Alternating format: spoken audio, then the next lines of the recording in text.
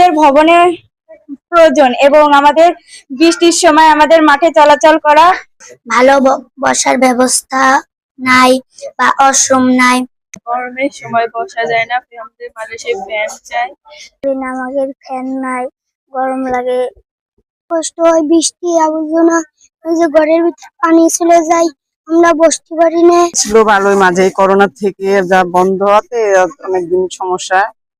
সরকারের কাছে এতটুকু দাবি জানাতে চাই, সরকার যেন আমাদের এই মাদ্রাসার দিকে দৃষ্টি দেন এবং সেই সাথে আমাদের মাদ্রাসাটাকে এমপিওভুক্ত করার প্রয়োজনীয় ব্যবস্থাও দরকার।